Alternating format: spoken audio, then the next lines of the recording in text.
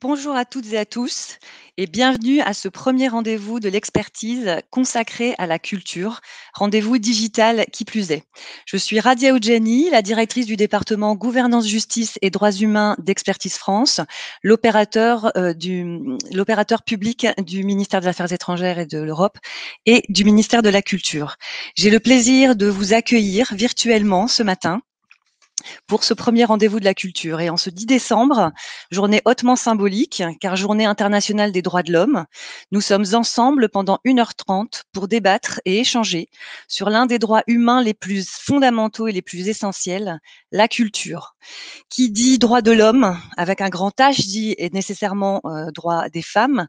Et en ce 10 décembre, c'est aussi la fin des 16 jours d'activisme de l'Union européenne et des Nations unies contre la violence basée sur le genre. Et le thème de cette année était Oranger le monde. Vous comprendrez donc bien mieux mon choix vestimentaire d'aujourd'hui. Mais revenons au thème qui nous réunit ce matin, la culture, levier de développement et de stabilité. Cette question n'a jamais été autant d'actualité qu'aujourd'hui, avec la crise sanitaire liée à la Covid-19, les fragilités économiques et sociales au niveau mondial, les instabilités politiques, les replis nationalistes, les crises sécuritaires. Aussi, la culture est-elle une réponse à ces défis mondiaux ? En d'autres termes, placer la culture au cœur du développement est-il un investissement durable pour l'avenir de notre société et de nos sociétés ? Développement et culture sont-ils indivisibles ? La culture est-elle un atout de cohésion sociale en temps de crise ? Éloigne-t-elle la guerre ? Éloigne-t-elle la violence ? Comme le disait Freud, qui écrivait « Tout ce qui travaille à la culture travaille aussi contre les guerres ». Ou au contraire, est-ce que la culture divise ? Est-ce qu'elle ne soude pas, mais qu'elle divise plutôt les sociétés ? D'un point de vue purement économique, la culture est-elle un vecteur et un catalyseur de développement ? Ou la culture est-elle créatrice d'emplois ? Peut-elle contrer la pauvreté, notamment à travers des partenariats publics-privés ? Ou existe-t-il une exception culturelle ? Autant de questions que vous pourrez poser et auxquelles vous pourrez également répondre et dans le chat. Et vous pouvez également réagir sur Twitter avec le hashtag Rendez-vous de l'expertise. Autour de nous ce matin également pour échanger sur ce vaste sujet et débattre ensemble. Honneur aux femmes, Madame Agnès Salle. Donc bonjour Paris, bonjour Agnès. Bonjour Donc Radia. Agnès Salle est experte au ministère de la Culture, chef de la mission expertise culturelle internationale et haute fonctionnaire égalité et diversité au ministère de la Culture. Donc aussi dans le thème des 16 jours d'activisme et Oranger le monde. Donc Agnès, vous interviendrez notamment sur la fonction sociale de la culture et son rôle dans la stabilisation et la pacification des sociétés, tout en étant attentif à son éventuelle instrumentalisation qui peut être source d'instabilité. Merci Agnès. Nous prenons maintenant la direction du Maroc. Sabah el khair. Bonjour Madame Shanaz El Akrichi. Madame Shanaz El Akrichi est la chef de division de la coopération au département de communication relevant du ministère de la Culture, de la Jeunesse et des Sports du Maroc. Vous interviendrez notamment sur la fonction sociale de la culture et les outils permettant de développer la coopération culturelle avec les pays en prenant l'exemple du jumelage institutionnel européen. Donc nous retournons en France maintenant, à Marseille, où malheureusement il fait très gris ce matin. On avait compté sur le soleil marseillais, mais il fait gris comme à Paris. Bonjour Monsieur Jean-François Chounier. Bonjour. Jean-François, vous êtes le président du Musée des civilisations de l'Europe et de la Méditerranée, le MUCEM, et vous interviendrez notamment sur la culture comme levier de développement économique, autour de la notion aussi d'exception culturelle qui reste bien présente, et vous pourrez nous parler de vos diverses expériences sur des projets culturels internationaux, avec Expertise France et le ministère de la Culture notamment, comme celui très important de la restitution des œuvres au Bénin à travers le musée d'Abomey. Enfin, nous rejoignons Tunis. J'ai l'impression de présenter l'Eurovision, ce qui était un de mes grands rêves. Donc, bonjour Vladimir Rojanski. Bonjour. En duplex depuis Tunis. Il fait meilleur que la semaine dernière lorsque nous étions ensemble pour visiter le site de Carthage. Il fait beau, mais il fait froid. Très bien. Donc, Vladimir Rojanski, attaché de coopération, secteur privé et développement économique à la délégation de l'Union européenne en Tunisie. À travers l'exemple tunisien, Vladimir, vous interviendrez pour nous parler avec la vision d'un bailleur tel que l'Union européenne, de la coopération culturelle comme un outil de développement économique des territoires et de leur rayonnement international. J'ai envie de commencer par vous, Monsieur Jean-François Chounier, et de vous entendre sur le potentiel économique de la culture. Jacques Chirac disait que la culture n'est pas une marchandise. Donc, que pensez-vous de la culture comme levier économique et de développement, ou alors la culture une exception culturelle? Jean-François? Oui, bonjour à toutes et à tous. Alors, je pense que l'expertise dans le secteur, notamment qui est le mien, qui est celui des musées, est à la fois une idée ancienne et une idée neuve. Il faut se rappeler que dans les années 1930, la Société des Nations faisait de l'expertise internationale sur une base multilatérale. Avec d'ailleurs des documents qui font fait date, notamment les travaux de Louis Hautecoeur sur l'architecture des musées, que d'ailleurs les étudiants en muséologie continuent à consulter avec profit. Mais on faisait, j'allais dire, plutôt d'abord une expertise multilatérale, dans le cadre notamment de ce qui s'est créé, qui est encore actif, le secteur l'ONG qui s'appelle l'ICOM, le Conseil international des musées, qui a une œuvre très importante sur des tas de secteurs variables qui vont de l'audiovisuel à la déontologie. Mais aujourd'hui, l'expertise culturelle a pris, je pense, une dimension complètement différente parce qu'on n'en est plus disons, à exporter ou à conseiller les pays sur ce que peut être le musée idéal, qui était un petit peu le rêve des années 1930-1960, disons. On sait que le musée a explosé.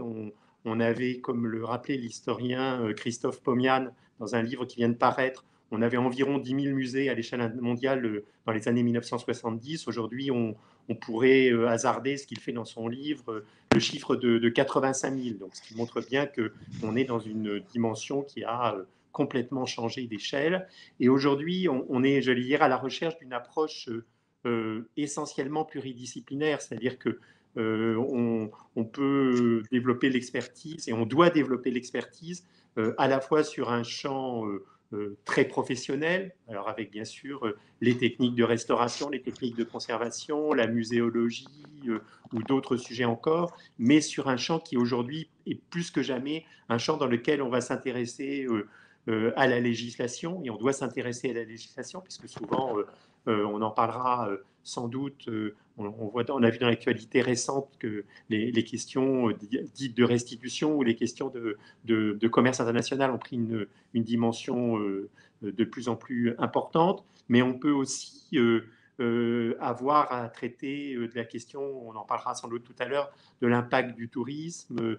On peut traiter des questions d'artisanat, on peut traiter des questions bien sûr de formation des personnels. Et donc on est aujourd'hui, l'expertise est à la fois très vieille, puisqu'elle a pratiquement, on ne sait même pas quand elle a commencé, on pourrait imaginer que dès le XVIIIe siècle, dans le secteur des musées, on faisait de l'expertise internationale, mais en même temps une dimension qui est radicalement différente. Et c'est cette dimension-là qui, je crois, est aujourd'hui au cœur de nos débats. Merci. Alors, nous sommes suivis pour votre information depuis Dakar et depuis la Bretagne. Donc, et Monsieur Damien Elie, je vous remercie de vos encouragements. Donc, Monsieur Chounier, la culture, c'est un bien, une marchandise comme une autre. Ça permet le développement économique, ou est-ce qu'on doit y apporter une attention toute particulière? Bon, bah, je crois que c'est un débat qui a fait couler beaucoup d'encre et qui mérite effectivement d'être toujours revivifié parce que derrière les mots, d'ailleurs très compliqués, il faudrait beaucoup de temps pour les définir, d'exceptions culturelles qui ont été au cœur des débats des années 1990-2000 sur les préludes de l'Organisation mondiale du commerce, comme l'on sait, d'ailleurs, dans lequel la France, mais aussi le Canada et aussi beaucoup de pays africains notamment ont porté une attention particulière qui a abouti donc à des avancées considérables. Une fois qu'on a consigné ça dans des traités internationaux, le combat est sans cesse à reprendre à partir de zéro. C'est-à-dire, c'est évidemment pas une marchandise comme les autres, puisque une grande partie du secteur culturel ne connaît pas la rentabilité économique. Donc, c'est déjà une dimension qu'il faut prendre en compte. Et puis, c'est bien entendu un bien fragile. On le voit aujourd'hui dans les débats internationaux qui continuent justement de s'agiter sur ces sujets-là, avec bien sûr la dimension qu'il n'y avait pas encore complètement dans les années 90, qui est celle de l'explosion numérique à l'échelle internationale. Donc, marchandises, certes, parce qu'il y a des biens et services culturels, mais marchandises fragiles, dimension de valeur, enfin toute une série de questions qui rendent souvent le sujet peut-être inutilement compliqué. D'ailleurs, je crois qu'il faut le simplifier, c'est-à-dire que on sait tous spontanément que le bien culturel est quelque chose de différent. Même ceux qui n'y recourent que trop peu, et on sait que c'est un combat, savent qu'il y a une dimension symbolique dans le bien culturel qui est quelque chose d'extrêmement précieux. Quand vous parliez de rentabilité, est-ce que vous pensez que la culture finalement est déficitaire et qu'on doit peut-être y apporter une attention particulière? Bah, écoutez, là aussi c'est une vieille question.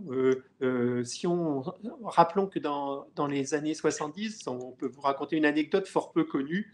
La fondation Ford aux États-Unis qui finançait notamment les orchestres symphoniques, se dit mais comment se fait-il que, alors qu'on a injecté beaucoup d'argent dans le secteur culturel, c'était des gens plutôt du monde de l'entreprise, comme vous pouvez l'imaginer, il faille recommencer tout le temps, voire augmenter encore les subventions.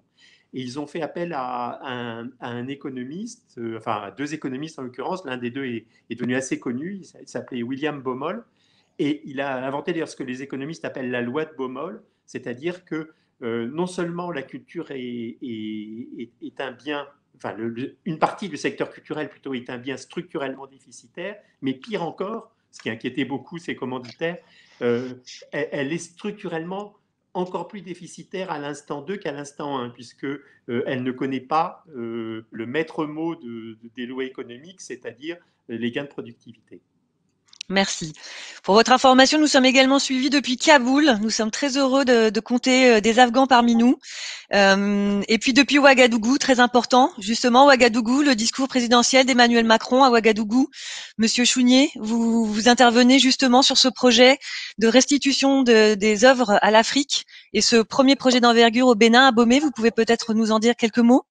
Oui, bah enfin, fais partie de la mission qui est sous l'égide d'Expertise France, qui n'est pas exactement d'ailleurs un projet sur les restitutions, qui a fait l'objet d'une loi qui a été votée par notre Assemblée nationale il y a quelques jours, mais sur le réceptacle, non seulement de ces collections, de ces 26 pièces restituées à la République du Bénin, mais également sur les collections nationales béninoises, qui donc feront l'objet d'un nouveau, ce qu'on pourrait appeler un musée de site, puisque c'est dans l'ancien palais royal d'Abomey, inscrit au patrimoine mondial de l'UNESCO, que le musée devrait voir le jour dans quelques mois, un petit nombre d'années, disons.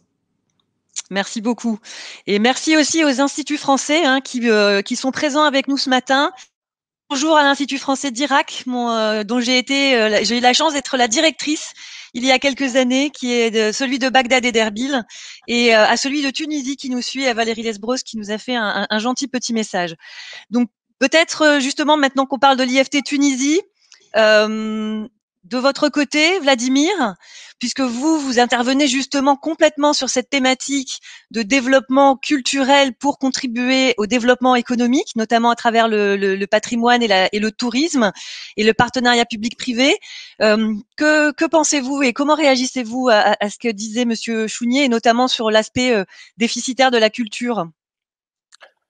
Bonjour à tous. Donc déjà, je voudrais rappeler un petit peu le rôle de l'Union européenne en Tunisie pour les auditeurs, les personnes qui suivent cet événement.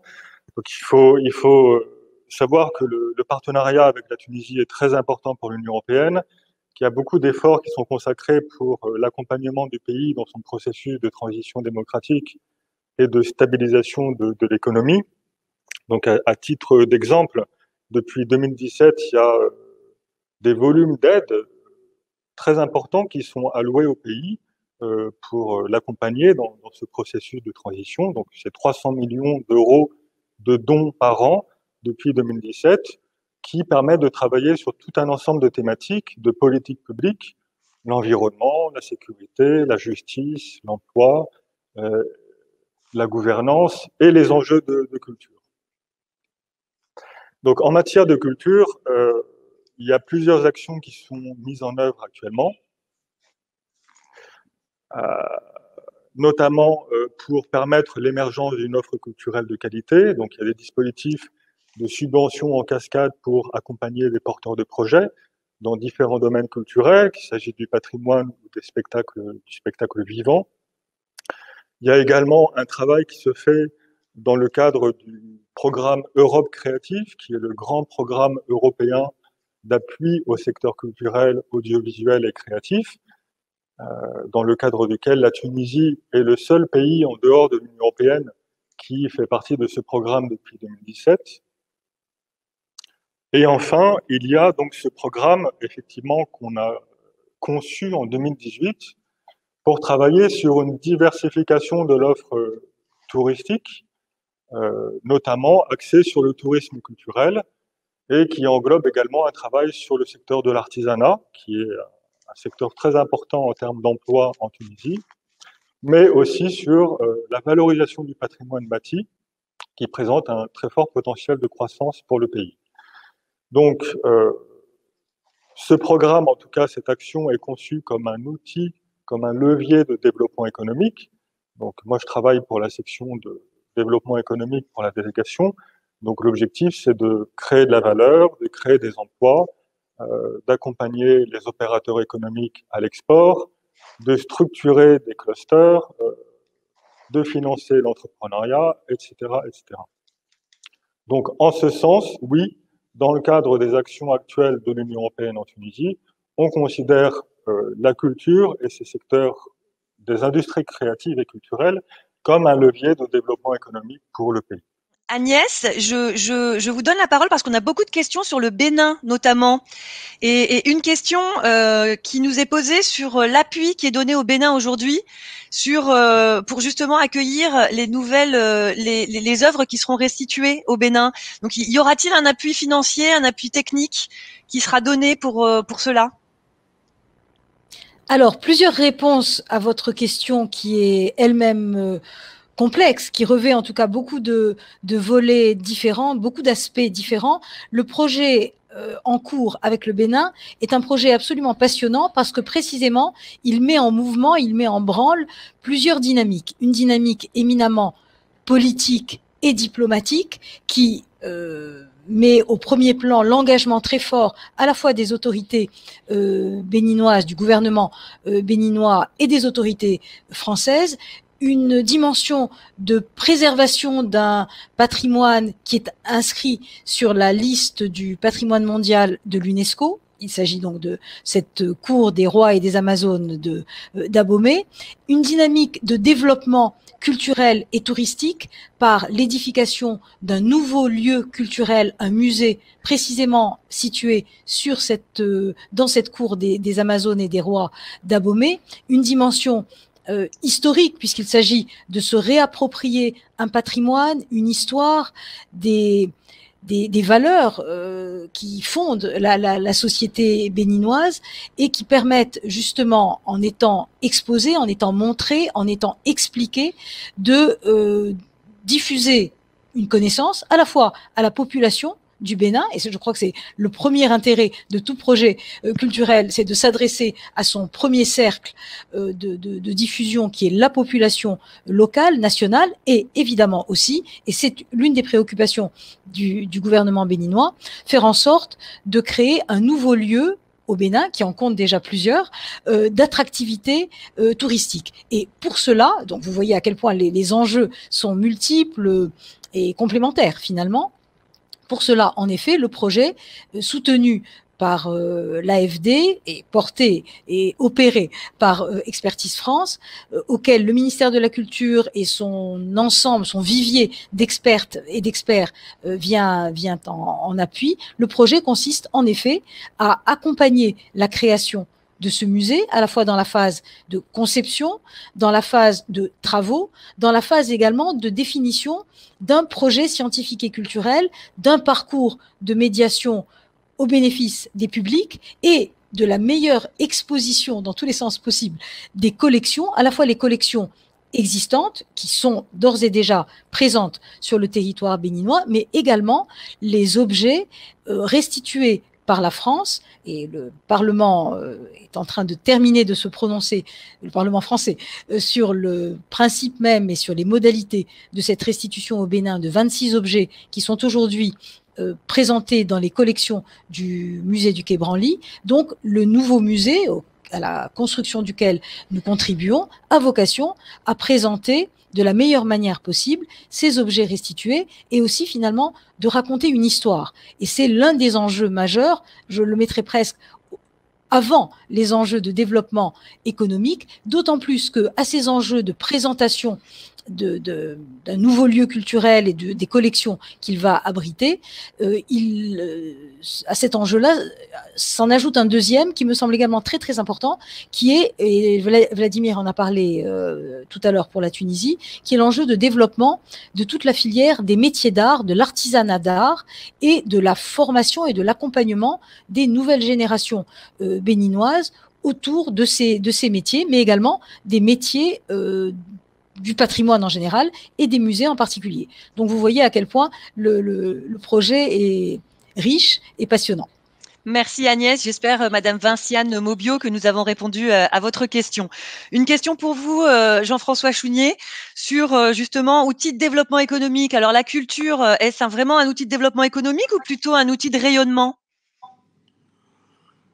Je pense que comme souvent, la réponse est dans la question, c'est-à-dire que vous avez du court terme et vous avez du long terme dans tout projet de développement. Et c'est vrai en culture comme dans les autres secteurs. C'est-à-dire que vous avez un effet d'impact économique à court terme d'un projet culturel bien construit, bien conduit, qui est celui de ce qu'on appelle savamment parfois les recettes induites, c'est-à-dire celles qui sont provoquées par l'apparition d'un lieu culturel, d'un projet culturel, peut-être aussi un festival d'ailleurs, dans un territoire donné. C'est ce que les urbanistes appellent parfois l'effet Bilbao, du nom du Guggenheim Bilbao, qui a donc redynamisé une ville en souffrance économique. Mais vous avez souvent inclus dans le même projet, mais souvent avec des temporalités longues, un effet rayonnement qui évidemment ne se produit pas forcément à l'instant initial de l'ouverture du projet, mais qui améliore ce que l'on appelle aujourd'hui, d'un mot que je trouve pas très heureux d'ailleurs, l'attractivité d'un territoire, c'est-à-dire plutôt la reconnaissance d'un territoire qui, donc par le projet culturel, l'exemple de Marseille pourrait être cité. Ça a été le projet qui a été conduit autour de la capitale européenne de la culture en 2013, le MUCEM étant l'héritier donc de ce processus, mais un héritier qui doit encore continuer à sa croissance et qui donc produit des effets qui sont des effets, disons, immatériels et souvent impalpables, et sur lesquels les économistes avouent eux-mêmes qu'il est difficile de calculer, de mettre des chiffres en face. Donc il y a les deux effets sont très souvent, quand le projet est réussi, sont très souvent conjugués. Merci. Bonjour à la Colombie et au Cameroun et à la Belgique et à la Suisse qui nous suivent. La question d'ailleurs vous était posée par Yann de Suisse sur les questions de société civile. Beaucoup de questions qui se posent sur quel rôle pour la société civile dans le développement économique autour de la culture et quel rôle aussi pour les collectivités locales et territoriales. Et est-ce qu'il y a des plans de formation justement pour permettre à ces collectivités de contribuer au développement économique? Sur la société civile, je dirais il faut se garder des généralisations parce que précisément l'environnement, la communauté, comme on dirait au sens anglo-saxon du terme, elle ne fonctionne bien avec un projet culturel que précisément parce qu'elle est ancrée sur le territoire. Donc, parler globalement de ce que peut être la société civile à l'échelle internationale, on en conviendra aisément, n'a aucun sens. Mais la question qui est posée est plutôt doit-on intégrer la société civile, me semble-t-il, à un processus de co-construction du projet culturel? C'est quelque chose qui est très difficile, mais qu'on s'efforce, je crois, les uns et les autres de faire de plus en plus. Dans les musées, par exemple, je prends l'exemple des musées parce que bien entendu, je le connais mieux. On a, par exemple, développé des comités de visiteurs depuis quelques années, c'est-à-dire des personnes qui donnent leur avis sur la muséologie, sur l'orientation de telle et telle expo. C'est assez précieux, c'est pas toujours perçu de manière facile par les professionnels de musée qui se trouvent en quelque sorte partager l'expertise, mais personnellement c'est quelque chose que je pense extrêmement important et extrêmement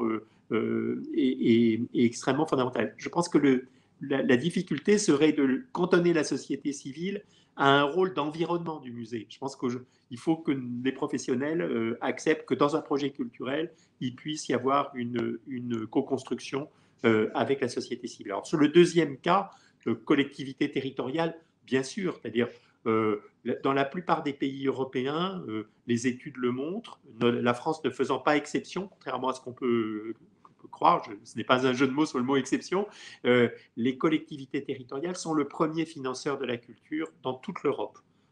Une réalité qu'on ignore parfois, parce qu'on a parfois tendance, surtout en France, à penser que l'État est le premier financeur de la culture.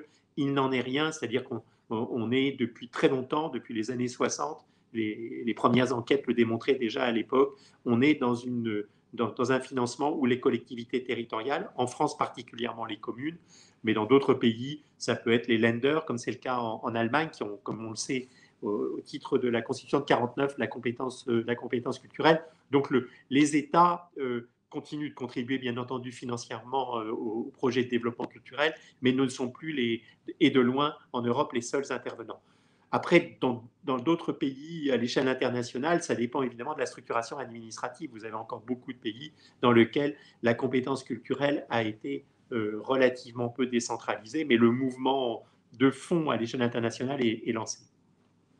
Merci beaucoup et merci aussi à Olivier Winvan qui nous suit depuis Kaboul pour son intervention et à Zveta Jekic et à Christophe Perron qui nous ont rejoints. Merci, petit coucou personnel à ses collègues. Si la Tunisie n'est toujours parvenue, peut-être le Maroc. Vladimir, le Maroc. Alors, le Maroc est avec nous. Shanaz, des questions qui sont posées sur le numérique et l'utilisation justement du numérique par rapport à la diffusion de la culture à tous.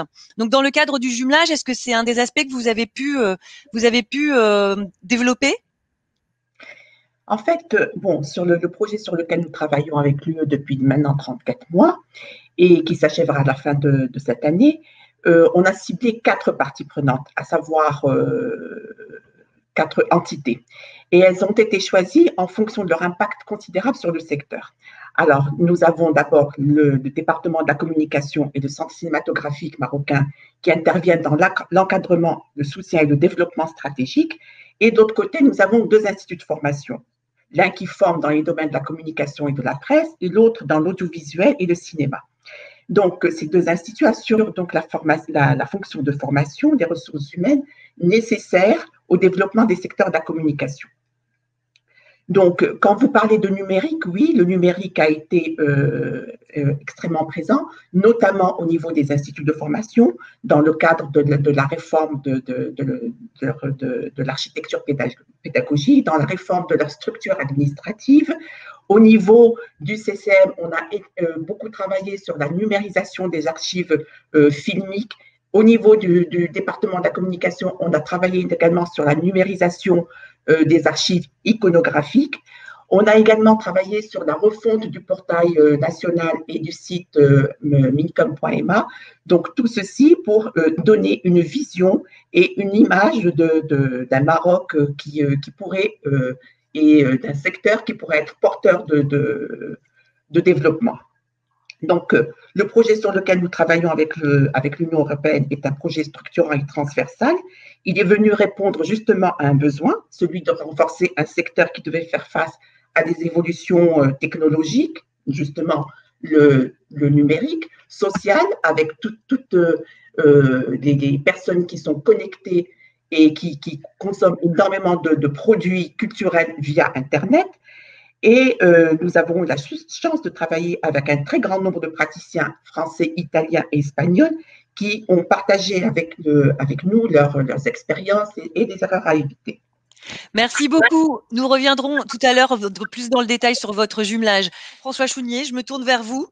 Beaucoup de questions autour de la privatisation. Est-ce que la privatisation, justement, est un moyen de rendre la culture moins déficitaire? Est-ce que la privatisation est aussi un moyen de faire ce développement économique qu'on donne aujourd'hui à la culture? Peut-être quelques mots là-dessus?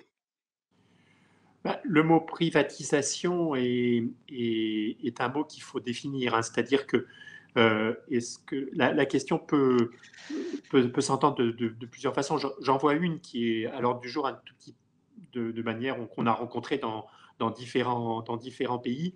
C'est la gestion privée déléguée qui ne veut pas dire privatisation intégrale. Par exemple, dans un musée, vous pouvez conserver du point de vue public, et ça me paraît indispensable, la propriété des œuvres et des bâtiments, bien sûr, et imaginer un système de ce qu'on peut appeler de gestion déléguée de tout ou partie du fonctionnement de l'établissement. Alors, c'est un choix qui a été fait par certaines collectivités territoriales, par certains États, par certains projets.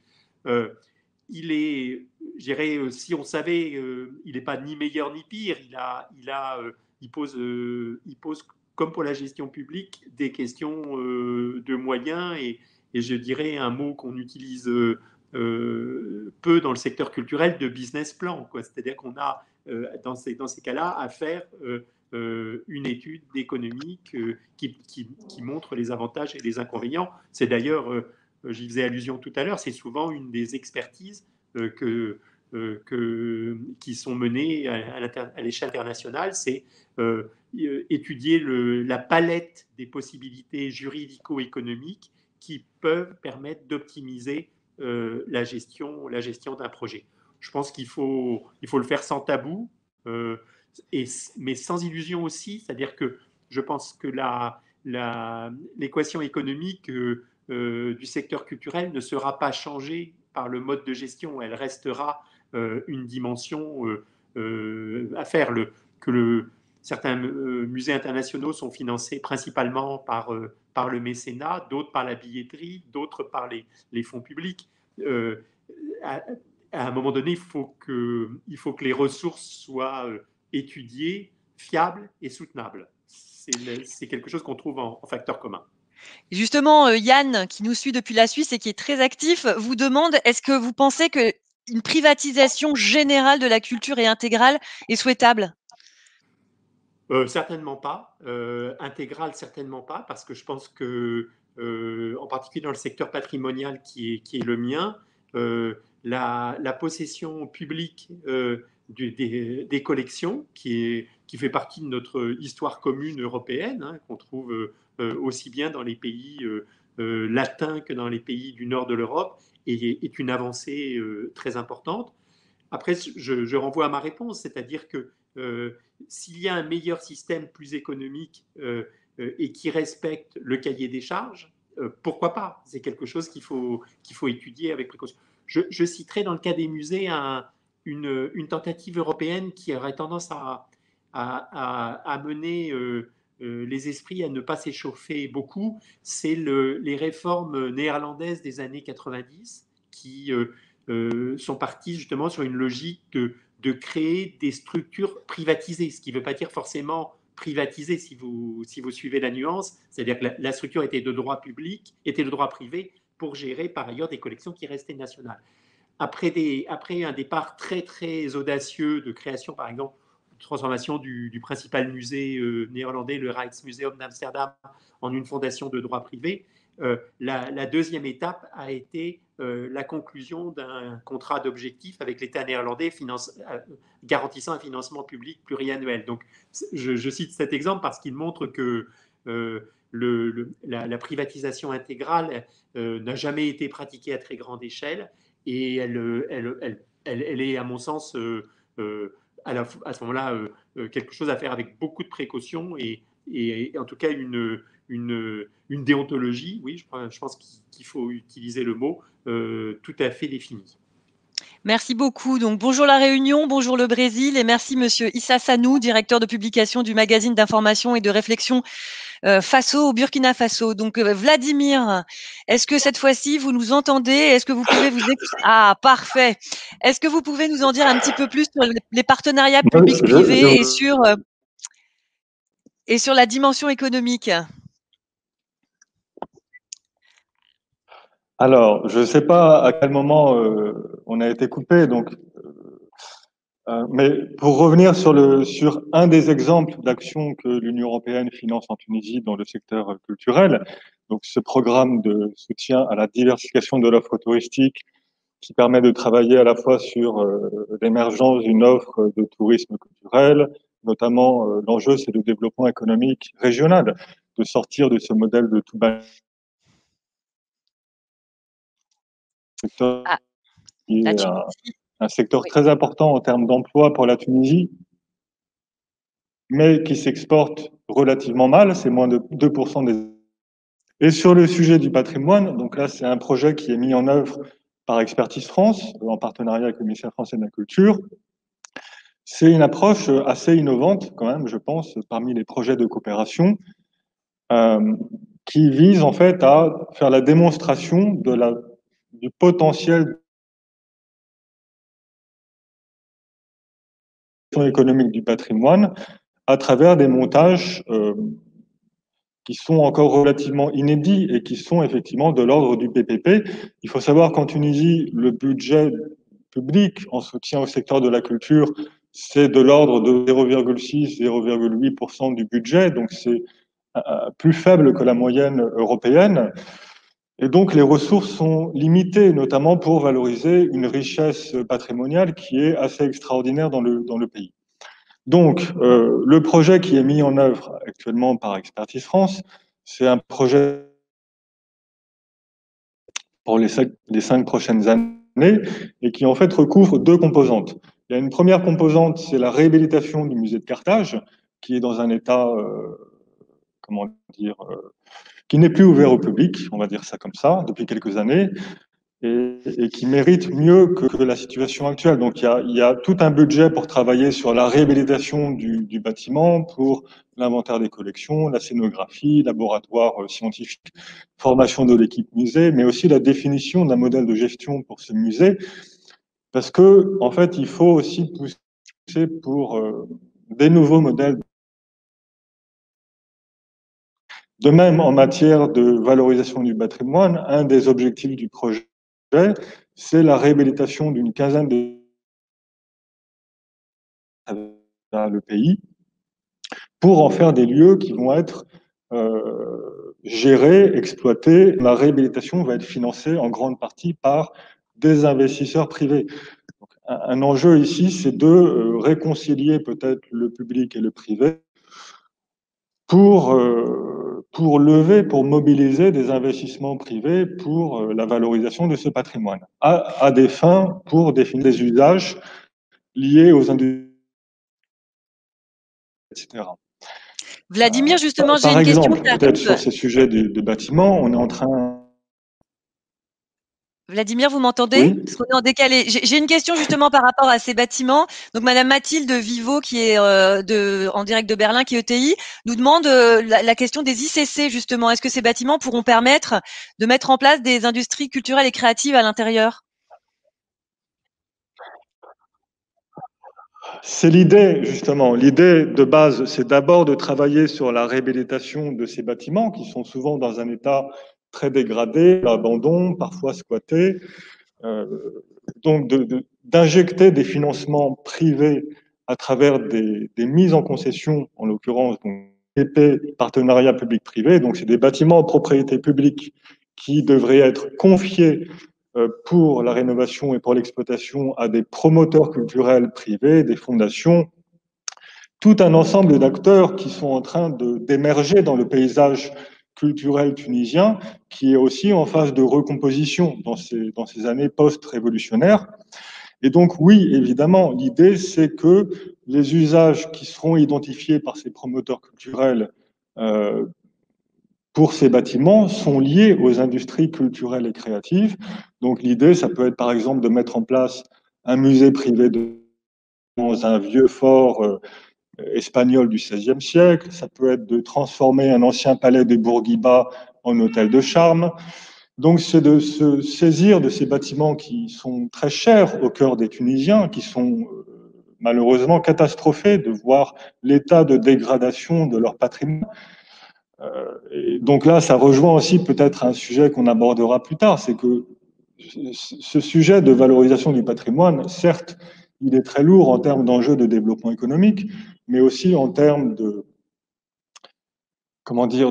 d'identité pour le pays, de mémoire. Il faut aussi le valoriser mieux que ce n'est fait actuellement. Merci beaucoup, Vladimir. Vous me donnez la transition idéale en parlant d'identité, justement, pour peut-être passer à la deuxième partie de cet événement et de ce rendez-vous de l'expertise, qui, lui, va plutôt s'attarder sur la culture comme cohésion sociale, comme levier de cohésion sociale et comme justement outil pour souder les populations. Alors, je suis très heureuse de vous retrouver, Monsieur Arnaud de Viviès, virtuellement et j'espère en présentiel très bientôt. Et votre question me donne aussi l'occasion de pouvoir passer à cette deuxième partie en faisant le lien entre la culture et l'éducation. Donc Agnès Salle, j'ai envie de commencer par vous. Alors pour préparer cet événement, j'ai fait une lecture studieuse. J'ai lu Hannah Arendt, que je recommande à tout le monde, sur la crise de la culture. Alors j'ai très envie de vous demander, Agnès, est-ce que la culture est une réponse à la crise ou est-ce qu'il y a une crise de la culture ? Je vous dirais, Radia, les deux, mon capitaine. En fait, une réponse à la crise, on aimerait beaucoup que la culture constitue effectivement la réponse à la crise. C'en est une, incontestablement, mais il faut également prendre en considération le fait, et c'est un peu le deuxième volet de votre question, le fait que la culture souffre, en particulier ces mois-ci, ces années que nous traversons, qui sont difficiles, souffrent particulièrement des impacts, des effets à la fois de cette crise sanitaire qui est une espèce de bombe atomique qui a surgi au début de l'année 2020 et dont on voit, dont on ressent les effets aujourd'hui et dont on risque de ressentir encore les effets demain, avec des conséquences économiques qui sont très graves pour l'ensemble de l'économie des différents pays, bien entendu, mais pour le secteur culturel, celui que je connais le mieux en tout cas, en particulier. Donc effectivement, la culture, réponse à la crise, certainement en termes de développement de projets, en termes de formation des jeunes générations, en termes également et vous avez prononcé le terme qui est très important, de cohésion sociale. Donc, en cela, oui, la culture constitue incontestablement un vecteur important de stabilité, mais il faut évidemment veiller en parallèle à ce que cette même culture, même si le mot est peut-être un peu trop vague pour être bien précisément défini, puisqu'il revêt plusieurs acceptions, plusieurs contenus différents. La culture, ce sont à la fois les industries culturelles et créatives, c'est le patrimoine, ça peut aller même au-delà de ces définitions-là. La culture, donc, souffre particulièrement de la crise, et il faut, me semble-t-il, veiller tout particulièrement à ce que cette dimension qu'on évoquait à l'instant de valorisation commerciale des équipements, des institutions culturelles, ne prenne pas le pas sur l'urgence dont, je crois, la France, avec d'autres pays, mais la France en particulier, s'est particulièrement bien saisie depuis la pandémie, à savoir soutenir à tout prix le secteur culturel aujourd'hui sinistré, de façon à ce que demain, quand on aura surmonté, au moins pour un temps, les effets de la pandémie, nous ne nous retrouvions pas face à un champ de ruines et avec à la fois des institutions culturelles, mais également l'ensemble des professions culturelles. On sait qu'en France, notamment, nous avons un tissu économique qui est constitué en partie d'emplois permanents, mais beaucoup d'emplois intermittents qui ne vivent finalement, ces personnes, ces femmes, ces hommes, qui sont essentiels à la pérennité d'un modèle culturel, qui est en tout cas le modèle français. Ces femmes, ces hommes ne vivent que de l'activité qui est la leur au service des différents projets culturels. Donc l'activité s'arrête, ces personnes sont en difficulté majeure. Il faut faire très attention qu'au tout début de l'année 2021, tout soit fait, comme ça a été le cas en 2020, pour que l'ensemble du champ culturel reprenne de la vigueur, puisse de nouveau accueillir les publics et se redresse, non sans mal, parce que c'est de toute façon consubstantiellement un secteur fragile économiquement, donc reprennent le fil des activités, de l'accueil des publics et des développements ultérieurs. Donc je pense que cette crise finalement nous a montré à quel point le secteur est et reste fragile, et que donc tous les beaux raisonnements, les beaux développements sur on a évoqué tout à l'heure les privatisations ou l'impact des projets publics-privés, oui, certainement, mais je crois qu'au cœur de nos préoccupations d'aujourd'hui, l'enjeu majeur, c'est de préserver la vitalité culturelle des territoires, des professions, et que cela passe, me semble-t-il, on peut contester ce point de vue, mais c'est le mien, cela passe par un soutien accru et constant de la puissance publique. Et justement, sur la puissance publique et sur le lien que je faisais tout à l'heure sur les questions, on a énormément de questions sur le lien culture-éducation. Et cette question de Péléope Delaunay qui vous demande: la culture ne devrait-elle pas être replacée au cœur des politiques publiques en matière d'éducation pour justement permettre le développement, la solidarité? C'est une excellente question qui agite le ministère de la Culture et aussi le ministère de l'Éducation nationale et celui de l'enseignement supérieur depuis de longues années. Et nous n'avons pour l'instant pas complètement réussi l'acte politique majeur qui consisterait à faire en sorte que l'éducation artistique et culturelle soit partie intégrante des programmes d'éducation dispensés depuis l'école maternelle, pourquoi pas, en tout cas primaire, secondaire et les volets portant sur l'enseignement supérieur. Il y a eu beaucoup d'initiatives, on pense notamment au plan langue TASCA du début des années 2000, mais il y a eu d'autres initiatives également, que notamment la ministre de la Culture, Roselyne Bachelot-Narquin, porte avec son collègue Jean-Michel Blanquer. Ce sont des initiatives qui sont intéressantes, mais qui me semblent encore trop ponctuelles et limitées pour faire en sorte que la totalité des élèves dans le primaire, dans le secondaire, se voit proposer un enseignement artistique et culturel à la mesure des enjeux, ce qui passe inévitablement en amont par la formation des enseignantes et des enseignants aptes à dispenser cet enseignement dans les classes. Et donc, je crois qu'il y a vraiment un modèle à concevoir et à mettre en œuvre le plus vite possible pour faire en sorte que l'éducation culturelle, l'éducation artistique imprègne l'ensemble du champ de l'enseignement général. Et puis, évidemment, il y a également un effort particulier à consentir pour faire en sorte que dans nos écoles, dans nos établissements d'enseignement supérieur, culture, les écoles d'art, les écoles d'architecture, la FEMIS, l'Institut national du patrimoine, nous avons un réseau très riche d'une centaine d'établissements d'enseignement supérieur dans le domaine de la musique et de la danse, de l'enseignement de l'art dramatique, évidemment aussi. Il faut également faire en sorte que l'accès à ces écoles, puis que l'accès aux professions auxquelles préparent les écoles soit à la fois plus démocratique, parce que je pense qu'en termes d'accessibilité, nous n'avons pas encore réussi à combler les lacunes ou les défaillances d'une forme d'inégalité d'accès à ces études, et aussi le fait que je tiens à souligner que les femmes, les filles qui sont majoritaires dans nos écoles, à pratiquement 58 ou 60%, ne se retrouvent pas du tout, mais du tout, au même pourcentage dans les métiers qu'elles ont vocation à préparer pendant leur cursus d'études. Donc vous voyez qu'il y a toute une série de biais qui s'opèrent et auxquels il faut évidemment porter remède pour que la totalité de nos jeunes générations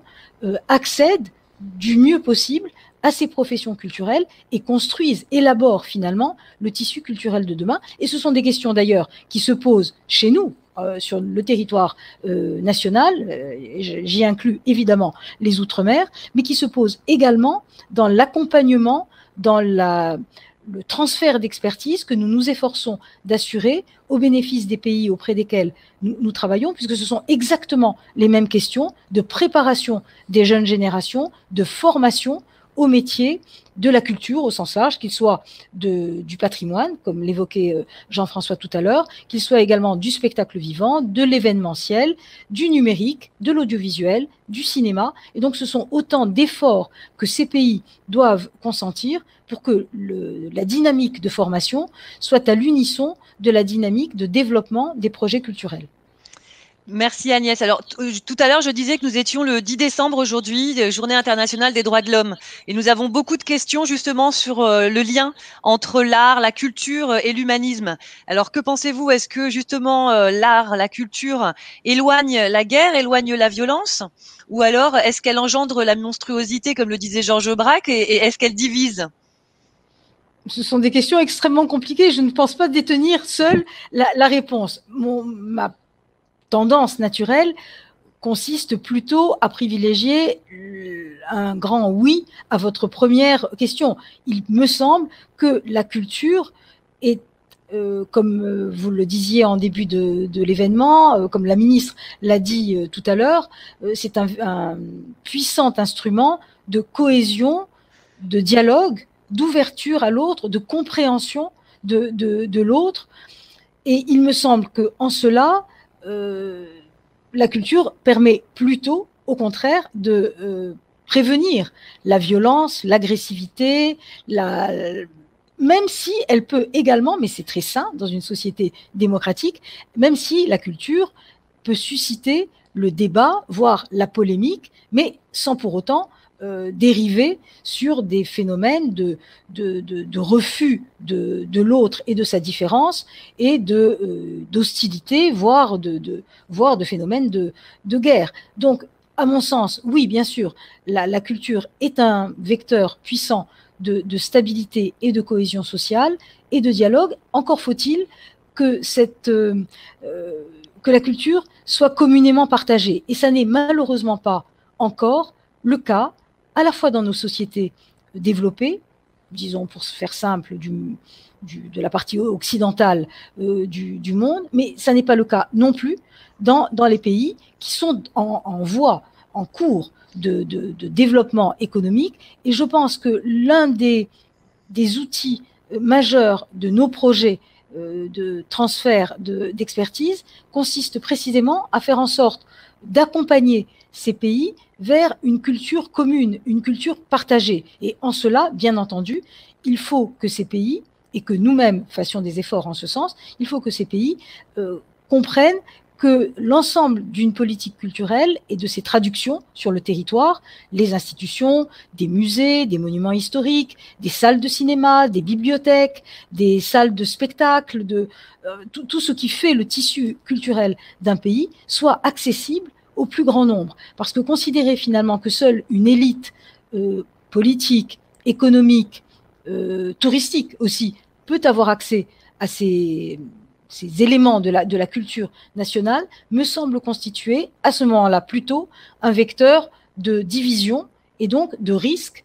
d'incompréhension de la part de la partie la plus grande de la population. Et même en France, d'ailleurs, beaucoup de questions se posent. Pourquoi concentrer encore aujourd'hui des parties considérables du budget de la culture, même si l'équilibre aujourd'hui est mieux respecté qu'il ne l'a été, voilà encore quelques dizaines d'années, à des institutions culturelles qui sont principalement à Paris et en Île-de-France? C'est une question qui est légitime, qu'il faut que nous posions, et tous les efforts de déconcentration des crédits, en tout cas ceux du ministère de la Culture, militent pour un meilleur équilibre territorial des richesses et donc de l'implantation de structures culturelles sur l'ensemble du territoire. Ce que disait Jean-François tout à l'heure sur l'implication forte des collectivités territoriales est également un élément très fort d'une diversité d'offres culturelles sur la totalité du territoire national, même si on constate l'existence encore de zones insuffisamment couvertes, et même dans les zones les mieux couvertes, où l'implantation des institutions culturelles est dense, on peut se rendre compte encore aujourd'hui que l'accès des publics ne concerne pas la totalité des populations. Et donc, on voit bien que là, le lien que la personne qui posait la question faisait à très juste titre entre l'éducation et la culture est un élément fondamental. Parce que pour avoir envie de fréquenter une salle de théâtre, une salle de concert, un musée, un monument historique, encore faut-il, pour en avoir envie, avoir eu un minimum de formation, de connaissances, d'éducation préalable. Et les études de public, la dernière en date qu'a publié le ministère de la Culture sur les pratiques culturelles des Français, montrent qu'encore aujourd'hui, nous n'en sommes pas du tout à une diversification et une démocratisation de la pratique culturelle. Donc on voit bien que ces questions que nous nous posons aujourd'hui, nous pouvons aider les pays étrangers à se les poser, c'est dire à quel point nous ne sommes pas du tout dans une démarche d'arrogance. Loin de là, nous n'avons pas tout réussi, loin de là, en France. Et donc, ce qui me semble intéressant dans la démarche de valorisation de l'expertise au bénéfice de projets étrangers, c'est bien de montrer justement que non seulement nous ne sommes pas du tout parfaits, mais que ces questions que nous nous posons, que nous avons parfois réussi à résoudre et parfois pas encore, nous pouvons aider les pays partenaires à se les poser aussi avec chacun des pays partenaires sa réponse. Il n'y a pas de réponse unique, il n'y a certainement pas de prédominance d'un modèle exclusif dans le champ de la culture. Merci beaucoup Agnès, et merci d'avoir d'ailleurs évoqué la question de l'accès à la culture et de favoriser l'accès à la culture pour tous. Vous avez ainsi répondu à la question de Mustapha qui est en Île-de-France. Et vous me donnez la transition parfaite pour passer à Tunis, pour passer au Maroc et à Madame Shahnaz El Akrichi, pour que vous puissiez nous donner justement un cas concret de coopération internationale en matière de culture. Donc à vous la parole et nous sommes très heureux de vous entendre sur justement quelle est la plus-value de cette coopération culturelle. Oui, merci beaucoup. Donc, je vais vous parler du cas du jumelage institutionnel qui entre dans le cadre du programme Réussir de statut avancé, qui est un programme financé par l'Union européenne. Donc, qu'est-ce que c'est que le statut avancé? C'est un statut qui est intervenu afin de permettre au partenariat Union européenne-Maroc d'aller au-delà de la simple association. Il a été signé en 2008 et il va constituer une feuille de route, notamment de ce que le Maroc devra entreprendre avec l'appui de l'UE afin d'arrimer son économie et son dispositif juridique avec l'acquis de l'Union. Donc, pour cela, il fallait adopter un programme national de convergence réglementaire basé sur l'évaluation de l'écart existant, la définition de priorités de convergence et un calendrier de mise en œuvre. Donc, il y a une série de secteurs et d'activités prioritaires qui ont été conjointement identifiés et qui ont fait l'objet de soutien dans le cadre d'un programme multisectoriel appelé Réussir le statut avancé. Et parmi les instruments de mise en œuvre de ce programme, on trouve le jumelage. Donc, ce jumelage, qui est un instrument de coopération administrative ciblé pour aider les pays candidats et provisoirement candidats à l'adhésion, il est également destiné à aider les pays sans perspective d'adhésion, c'est-à-dire les pays du voisinage, à se mettre en conformité avec les normes de l'Union européenne. C'est donc un instrument qui est très fréquemment utilisé dans le cadre de ce programme de réussir le statut avancé. Je disais que ce jumelage est un moyen d'échange d'expertise publique entre des États membres de l'Union et l'Union européenne et des administrations publiques des pays bénéficiaires. Et c'est là tout l'intérêt de cet instrument, puisque c'est une coopération de pair à pair. Donc, le Maroc bénéficie actuellement et a bénéficié de plusieurs programmes de jumelage dans les domaines comme la justice, les droits de l'homme, l'enseignement, la santé, l'environnement et les finances publiques. Le secteur de la culture est un des secteurs clés identifiés dans le cadre de ce programme Réussir de statut avancé. Et le programme de jumelage institutionnel dont je vais vous parler s'inscrit dans ce cadre. Donc, ce partenariat s'est fait avec un consortium composé de la France, de l'Italie et de l'Espagne. Il a mobilisé 129 experts européens avec un total de 144 missions et 538 jours d'expertise. Dans les organismes européens impliqués sont l'instance de régulation d'audiovisuel italienne, le département de la culture espagnol, le ministère de la culture français, le CSA, la FEMIS, l'Institut Louis Lumière, l'IPJ, l'Agence française de développement des médias, la Bibliothèque nationale de France, l'INA, le CNC et le service d'information du gouvernement. Du côté marocain, il y a eu 4 institutions qui ont bénéficié de cet appui. Le département de la communication avec 3 directions. Et le travail a notamment porté sur la préparation de textes de loi, sur la numérisation des archives iconographiques, la refonte du portail, la communication institutionnelle. Pour le Centre cinématographique marocain, les activités ont porté sur la valorisation des archives filmiques, l'organisation de la cinémathèque et la gestion du fonds de soutien à la production cinématographique. Pour les 2 instituts de formation, le jumelage a porté essentiellement sur la mise à niveau des dispositifs pédagogiques et le renforcement des compétences techniques et technologiques. Donc, tout cela pour vous dire que c'est un projet structurant et pluridisciplinaire, comme vous avez dit tout à l'heure. Et bon, l'impact que nous en attendons on peut pas encore parler d'impact puisque c'est encore très récent. Il faut attendre au moins 6 mois ou une année pour pouvoir avoir un retour de résultats.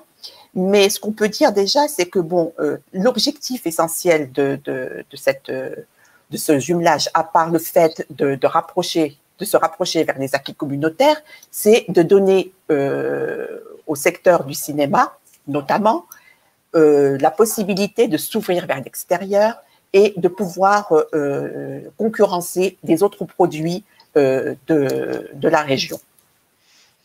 Merci Chanaz. Alors, je rassure bien Monsieur Rachid Haji. Oui, effectivement, le Maroc est bien parmi nous aujourd'hui avec Madame Chanaz. Léna Togo, bravo pour reprendre ces questions culturelles. Ce que vous venez de nous dire, vous avez l'intention de les intégrer, de les prendre à bras le corps. Les Antilles, la Guyane.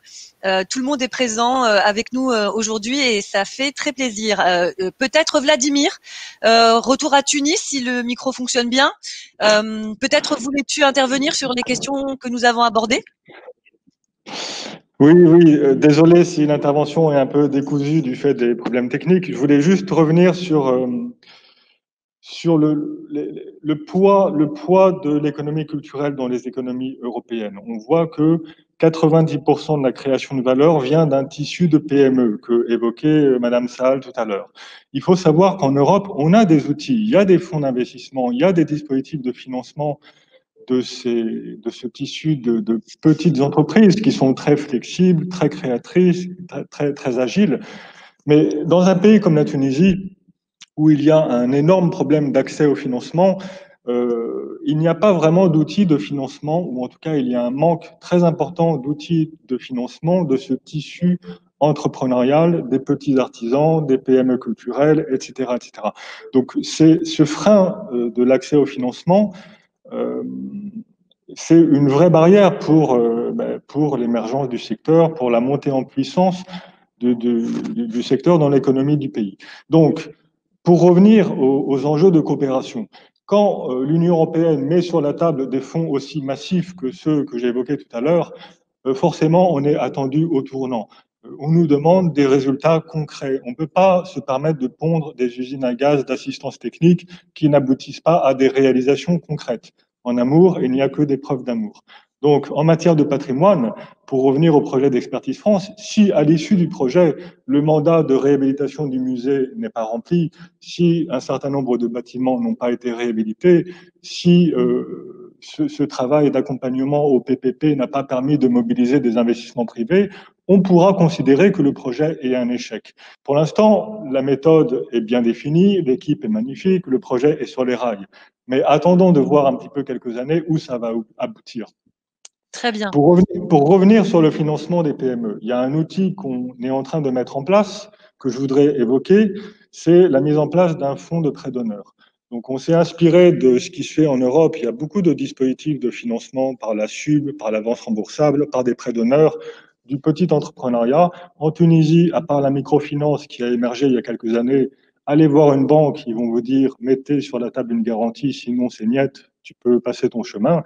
Donc l'enjeu, c'était de mettre à disposition de petits entrepreneurs la possibilité d'accéder au financement. On va le faire en matière de soutien aux artisans, à l'entrepreneuriat culturel, aux acteurs dans le secteur du tourisme, sur cette modalité de prêt d'honneur pour financer 500 et plus entrepreneurs dans ces secteurs.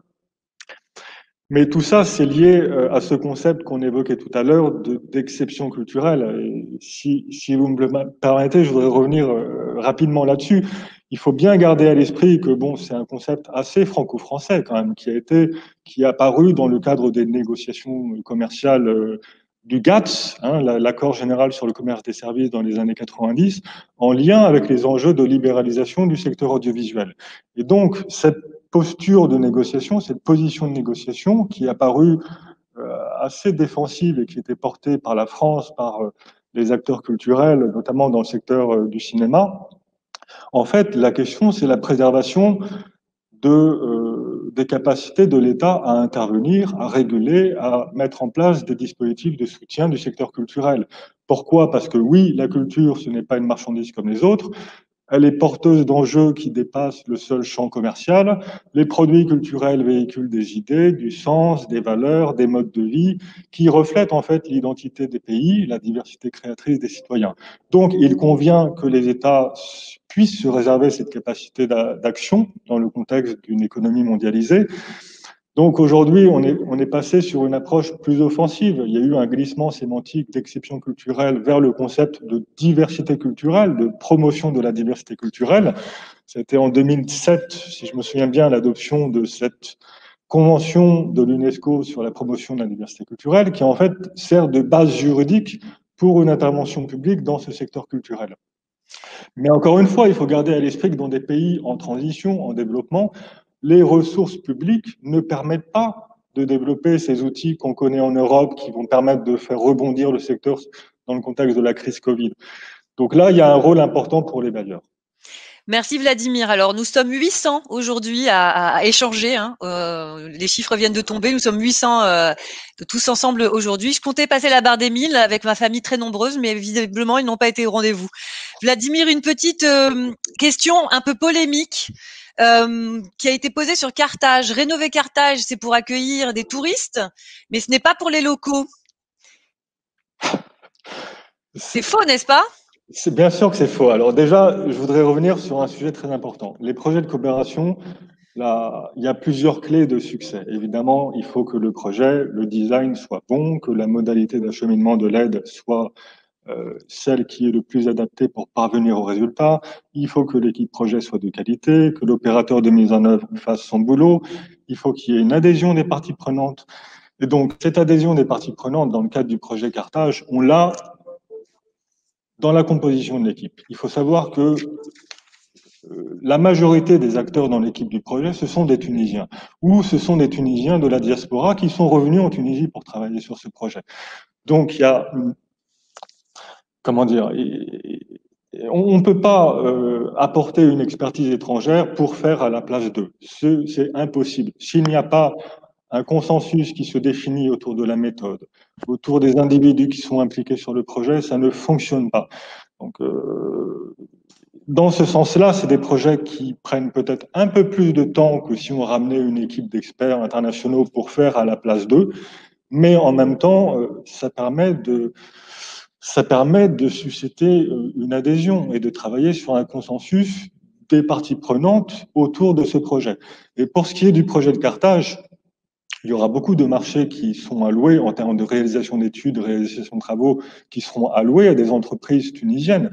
Parce que l'enjeu aussi, à travers ces fonds de coopération, c'est que, en priorité, ils bénéficient aux opérateurs économiques du pays.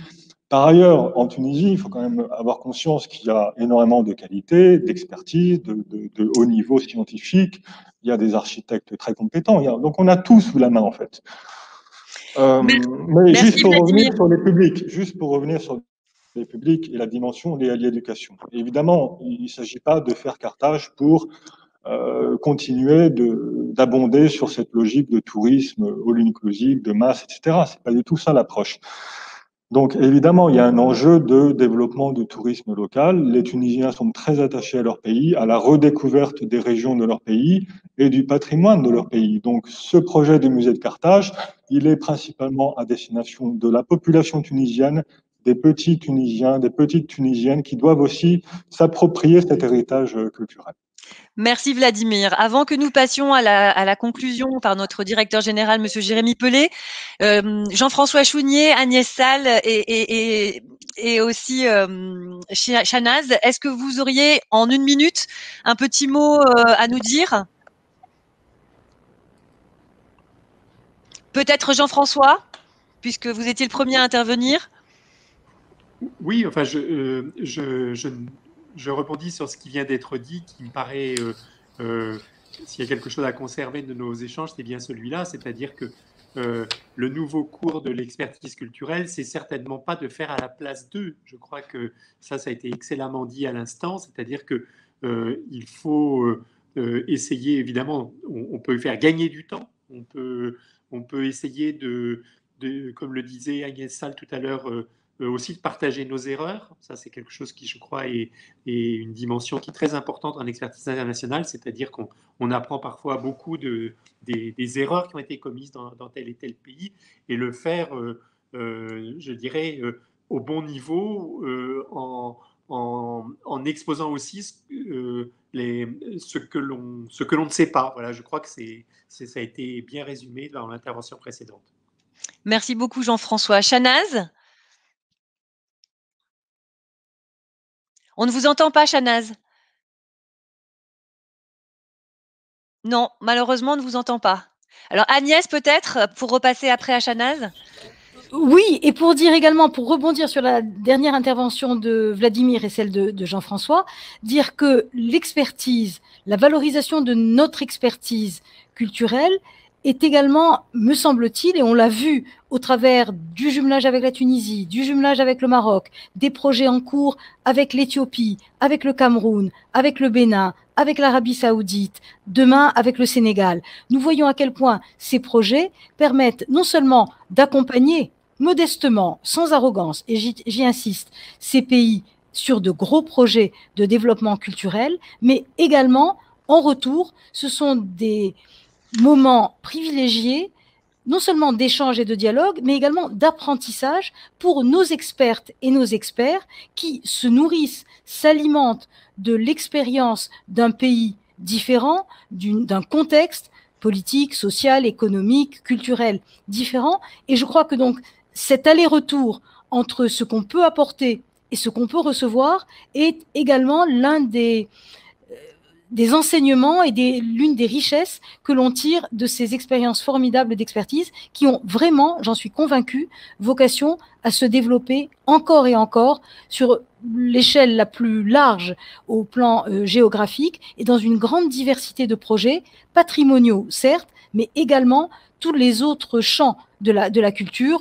On évoquait tout à l'heure le spectacle vivant, les arts visuels, le cinéma, l'audiovisuel, le numérique. Il faut, me semble-t-il, que nous couvrions efficacement la totalité de la palette.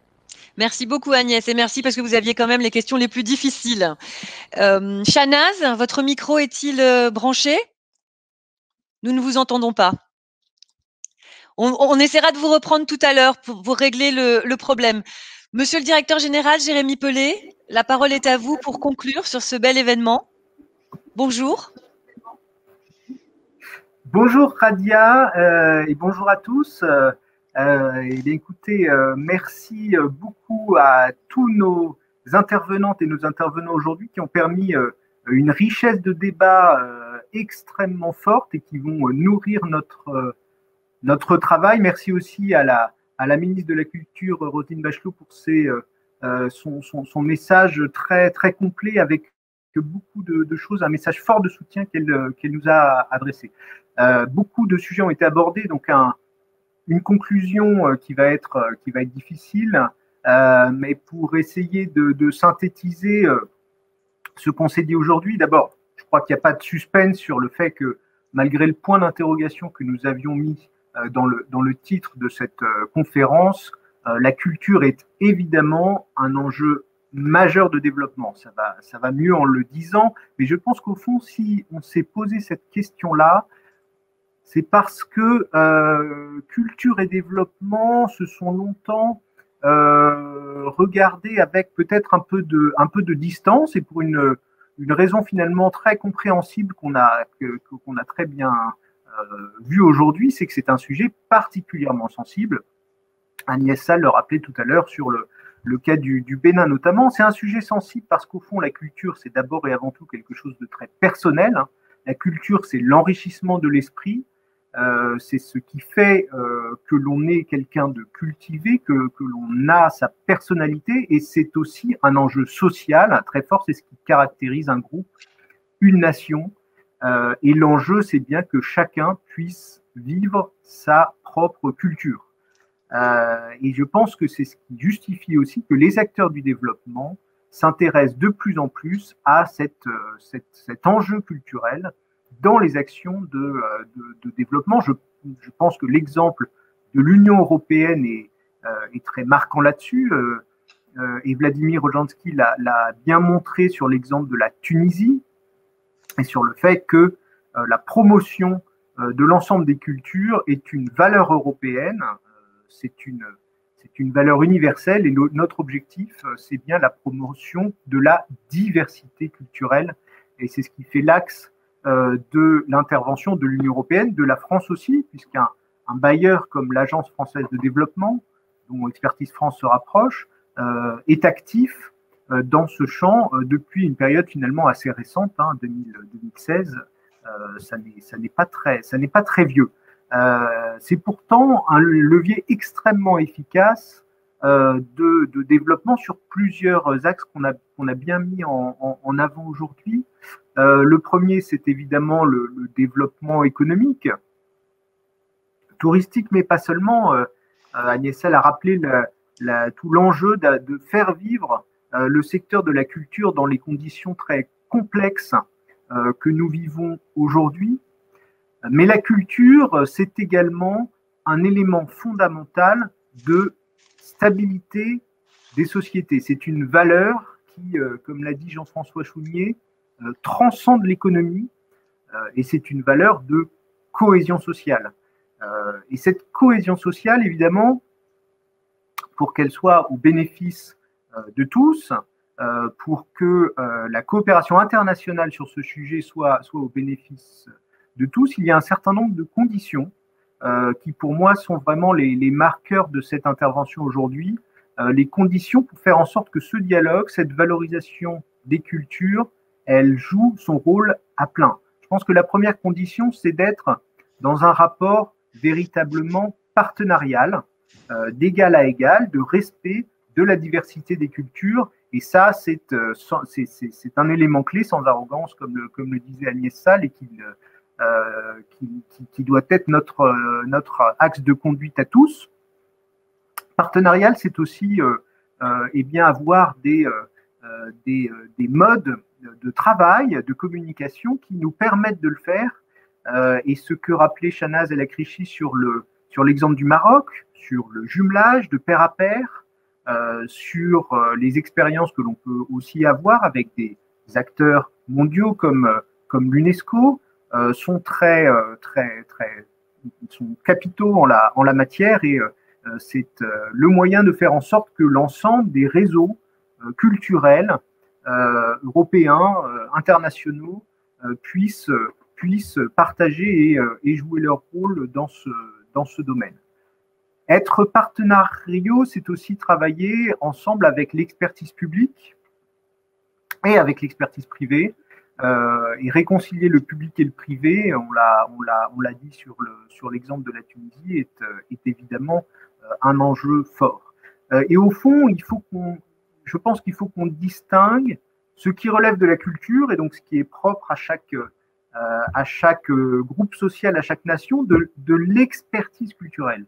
Et ce que notre action commune, du point de vue européen, du point de vue français, avec le ministère de la Culture, avec Expertise France, avec l'AFD, c'est d'arriver à partager cette expertise culturelle qui apporte une vraie compétence en matière de valorisation, en matière de conservation, au bénéfice de tous, pour mieux mettre en valeur les cultures de chacun. Et c'est l'exemple type que nous avons abordé aujourd'hui sur le palais d'Abomey, mais c'est un exemple qui est valable dans de nombreux cas de figure.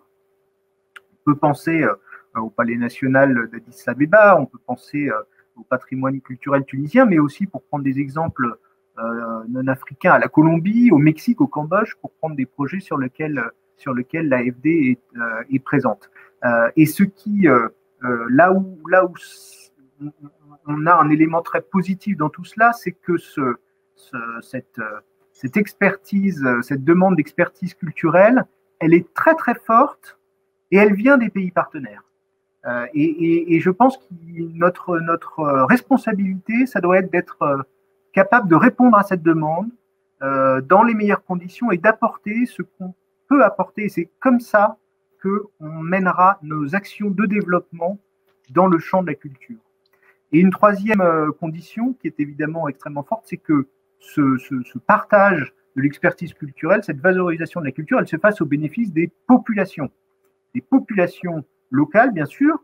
Elle peut aussi se faire au bénéfice des touristes, hein. C'est aussi un mode de développement économique, et au fond, en France, quand il n'y a pas de crise sanitaire, des millions de gens vont visiter les musées français, et on s'en félicite. Mais notre action culturelle, elle se place bien évidemment au bénéfice des populations. C'est le cas dans tous les pays dans lesquels on intervient, et puis elle doit aussi se faire au bénéfice de la jeunesse, à travers l'accès à la culture, mais aussi à travers l'accès à un certain nombre d'emplois, de formations, qui permettent de donner aussi des perspectives d'avenir à la jeunesse. Et c'est pour ça que Expertise France a fait de ce champ un axe très important de son travail, de ses missions, avec beaucoup de projets qui visent à soutenir nos partenaires dans leur politique culturelle et patrimoniale, en les insérant dans des objectifs de développement durable qui peuvent parfois être plus larges. Et enfin, dernier point, je pense que c'est aujourd'hui un sujet qu'il faut aborder peut-être de manière dépassionnée, avec un cadre de coopération qui est clair. Monsieur Chounier parlait de déontologie. Je pense qu'on peut aussi reprendre les mots très forts de Felwinsar et de Bénédicte Savoie dans leur rapport, qui parlaient de nouvelles éthiques relationnelles en matière de culture. Et je pense que c'est sur cette relation-là, dépassionnée, partenariale, qu'il faut que l'on continue à construire cette relation très forte et gagnante-gagnante sur les sujets culturels. Et pour conclure sur les mots de Madame la ministre Roselyne Bachelot, la culture, c'est ce qui permet de nous retrouver, et donc cela justifie évidemment pleinement que l'on se retrouve aujourd'hui à distance, aussi nombreux, sur un sujet très important qui nous tient à cœur et sur lesquels, je l'espère, nous allons continuer à collaborer longtemps. Merci beaucoup. Merci à vous, Monsieur le Directeur Général. Chanaz, est-ce que votre micro est ouvert pour que nous puissions vous donner la parole? Merci. En une minute. Oui, je vous entends. Donc, ce que je voulais dire, c'est que la coopération culturelle est peut-être un véritable catalyseur de développement, mais une coopération qui ne prétend pas à un rayonnement unilatéral ni à une culture universelle. Et je vais reprendre là une phrase de Kofi Annan, prix Nobel de la paix et ancien secrétaire général de l'ONU, qui disait que la seule voie qui offre quelque espoir d'un avenir meilleur pour toute l'humanité est celle de la coopération et du partenariat. Voilà. Merci beaucoup, Chanaz. Merci à tous, merci aux 800 personnes qui nous ont accompagnés et échangé avec nous ce matin. Les questions ont été très nombreuses. Donc merci à l'Union européenne, au Burkina Faso, au Gabon, à l'Irak, l'Afghanistan, le Cameroun, le Sénégal, la France, la Suisse, la Belgique, la Colombie, le Bénin, l'Allemagne, le Maroc, la Guyane, la Réunion, Marseille, Cergy, le Togo, tous les instituts français qui étaient vraiment très nombreux aujourd'hui et qui nous ont suivis, et les alliances françaises de par le monde. Et merci aussi à nos intervenants, donc Monsieur Jean-François Chounier, président du MUSEM, Madame Agnès Sall de la MESSI du ministère de la Culture, Madame Chanaz du ministère de la Culture marocain, et évidemment Vladimir Rojanski depuis la Tunisie, représentant la délégation de l'Union européenne. Merci à tous. Vous pouvez évidemment tout retrouver sur le site www.expertisefrance.fr. Vous y retrouverez également le replay, et continuez à nous suivre et à suivre les rendez-vous de l'expertise en 2021 avec une reprise au mois de mars. Et nous vous confirmerons tout cela évidemment sur Eventbrite. Merci encore à tous et merci à la technique pour avoir facilité ce petit échange. Au revoir.